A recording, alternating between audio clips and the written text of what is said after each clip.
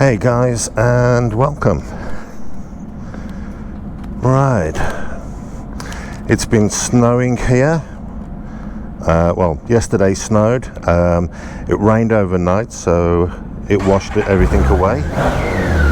So let's go for a little ride around and enjoy things.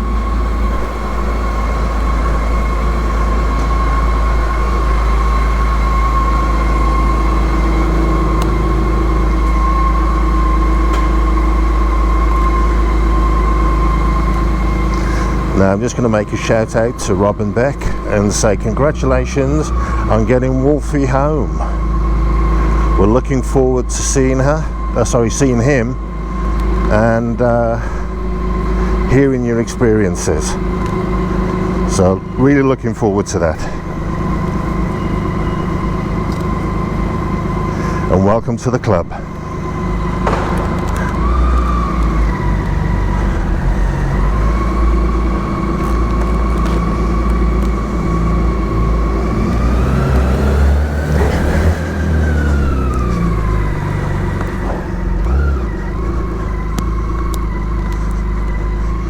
Just let this white van go by, and he's not. Okay, then we are. Yep, and as predicted, it is damn cold. It takes your breath away.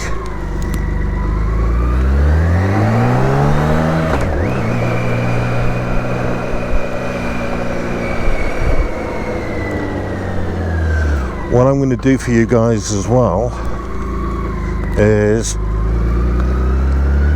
record a video. I'll do it from my office. We're going to talk about tyres and tyre choices and what happens under load and the reasons why tyre choices are so important, especially for K1600s and all large bikes. All bikes in reality, but the larger bikes especially. So I'll do a video about that, talk about each of the manufacturers that have an offering in this space, and then give you my personal preferences. When you're saying that, we all know I run road pilots, but I do like other tyres as well. Now the Batlaks have always been good tyres. I had Batlaks on my Ninjas and Ducatis, so they're a really good tyre. But I'll talk about Dunlop, Michelin, Continental, and some of the other manufacturers as well. And then we can look at the reasons why tyres react in certain conditions and certain temperatures and under certain loads, and how they, well, what they do, what they don't do, and what they're supposed to do, and how much advanced tyre technology has become.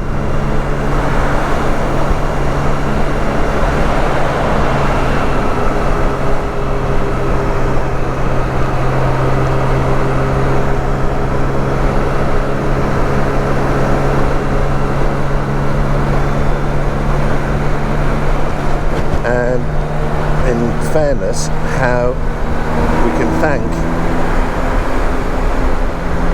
our MotoGP boys for helping to develop better tyres for us road users. It's not just MotoGP, it's also the World Superbikes, British Superbikes, all the various different national and international competitions that help shape what tyres are becoming and why it's a much tighter margin with regards to the correct tyre for the correct bike, for the correct conditions, but also for the correct riding conditions and the correct riding styles that you have.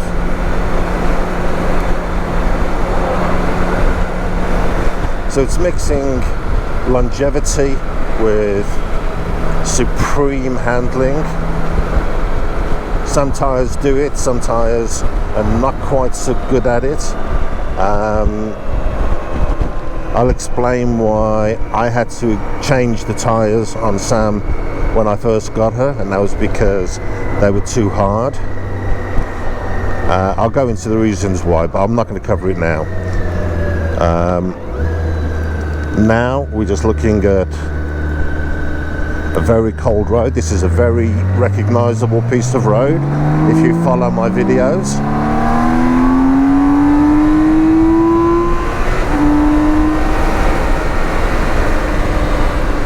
I love the rush from there. I'm heading over towards my wonderful dealership, Pielmeier. I need some oil, so I'm going to go and pick up some BMW Advantech, and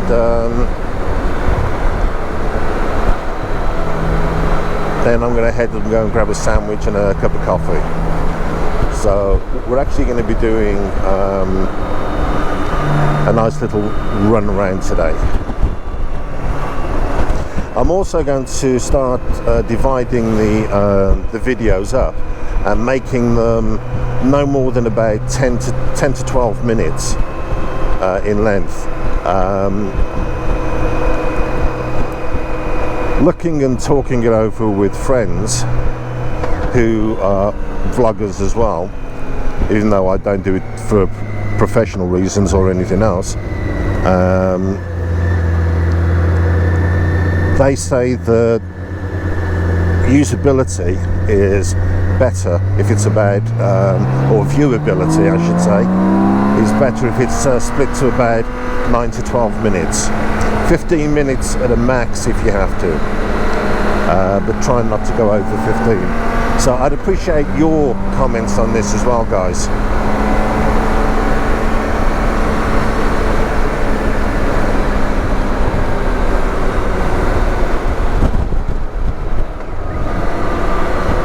Now, Rob and Beck, you're going to be looking forward to doing some, or a lot of touring and riding, so you've got all this to look forward to.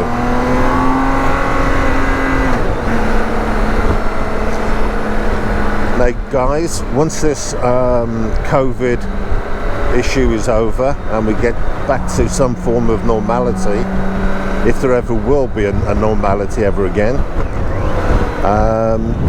I will be starting the touring in Spain and would love you guys to come down, visit.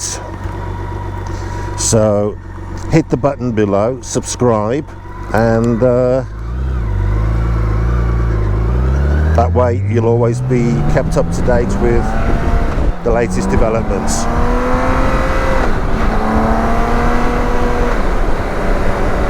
Now, my better half, who you haven't met yet, but I will be doing an introduction shortly.